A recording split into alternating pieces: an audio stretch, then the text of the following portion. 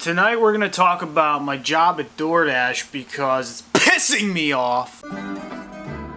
It's one of the few jobs that the pandemic has actually worked out in favor for. Because now nobody answers the door. They'll just be like waiting in the fucking window behind the curtain and you can see their shadow and everything. But the second you skr out of that cul-de-sac, they come out like Gollum. Yeah, enjoy your fucking cold french fries, fat ass. They're lucky I even get out of the car and don't chuck it at them like a beer can. Oh, you're on the 8th floor? Oh, that's too bad. Yeah, your food is caught in the space between the door as people walk in. Oh, you're in a wheelchair? Well, you better perform a miracle if you want to get your food. I'll tell you what, try ordering it again, and this time tip a few extra dollars. Double or nothing, come on. I know you're a compulsive gambler, can't even go out and get your own takeout, you fat fuck. I'm for universal health care and against insurance. I think whoever came up with the healthcare system we have right now should be hit with the snowplow a few times. I was on Obamacare for a year because my parents were so overwhelmed with our healthcare plan. I was 12 years old, and they were Republicans, so you knew that was fucked up, that they were just trying out Obamacare. There's only one doctor in the whole area who covered our plan at the time. He was just this blurry old man with a few wispy hairs and liver spots on his head. And I'm sitting on the bed, and the doctor comes in with his clipboard, and he says, "Okay, pull down your pants." Like, what? And he says to me, "I'm going to inspect your genital region."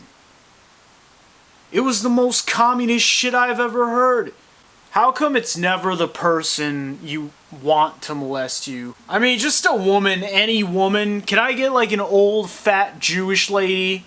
Like, you need to eat more asparagus.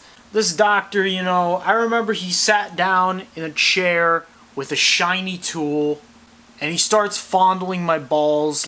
And I had like 3 pubes on my scrotum and it matched his head perfectly. We should have had a photo shoot with my bunched up 12-year-old ballsack in his old wrinkly hands. Like, you got this close to my cock, you might as well give it a tug, right? Make it worth my while, Jesus. $200 copay premium, I could have gotten a hooker and saved some money, you gopher. So that was the day I found out I'm not gay. And I was mad because I thought I was gay. I got called it all the time by my family, so I figured, fuck it, might as well suck some cock. I did a clinical trial at a university. The ad said you get $400 for 4 days of trial experiments where they give you an experimental drug and each day they give you a different dosage.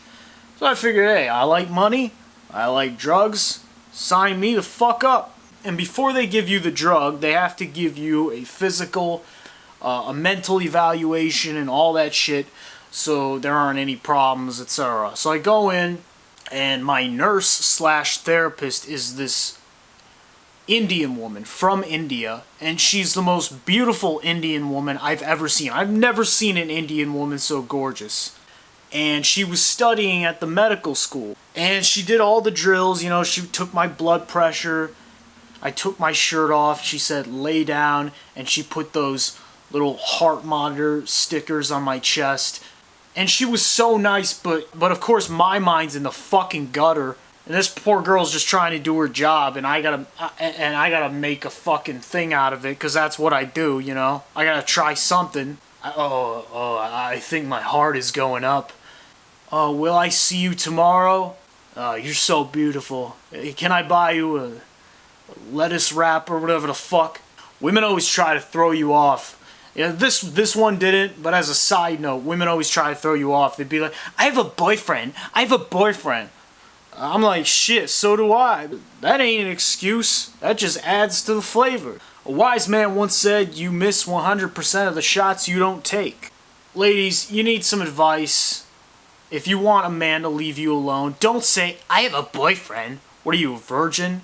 You get your voice in the lowest register possible, maybe clear your throat. I have a cock. That's a far more believable answer. And if that doesn't work, then fuck him in the ass. I mean, what else are you gonna do? Because you're a strong, independent woman. I raise no sissies. Anyway, the next day this Indian chick is nowhere to be found. And in her place is like this skinny, pale-faced, androgynous soy boy in a sweater, pink sweater, and Harry Potter spectacles. And I could tell this dude had no sexual ambitions whatsoever. But that's okay, I'm here for the cash. So this guy gives me the rundown.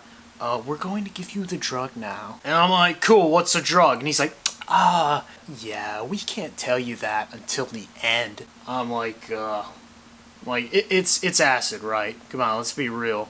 And the reason I knew this is because I did my research weeks prior. I found out this university had been doing studies, clinical studies on LSD for years. So it was pretty safe to assume.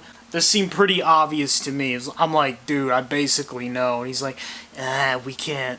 And then he says, what's your mode of transportation? I'm like, what do you mean? Oh, like, how do you get here?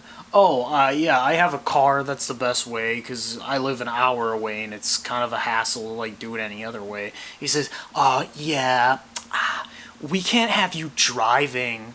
So the next day I drive there, and they administer me the drug. And they give me a glass of water, I'm like, and they have a dropper full of the drug.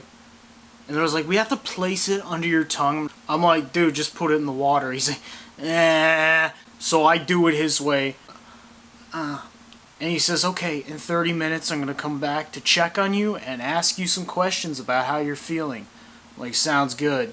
And about 30 minutes later, I start feeling what feels like LSD, albeit a very low dosage. I felt something, but it wasn't. I could tell this wasn't going to be a trip. But the effects were very familiar to me because I had done LSD several times before. And then for whatever reason, I start getting very horny. So I get up and I go to the bathroom and I start to jerk off. Then I get extremely thirsty. So I go to the water cooler and I grab myself some water. And then I'm still horny, so I go back into the bathroom to masturbate. And it's like this for about an hour. I don't even really feel anything from the drug, just horny and thirsty. I'm like, what the fuck is this shit? Then about an hour later, I go back into the waiting room, and the soy boy is just sitting there with his legs folded. So, you were supposed to be here 30 minutes ago? Yeah, we can't use these results. Why don't you come back tomorrow? Like, dude, it's a piece of paper. You write shit on it. I don't see what's so complicated. I'm like, okay, so I leave and I walk out to my car. There's a fucking parking ticket on my windshield.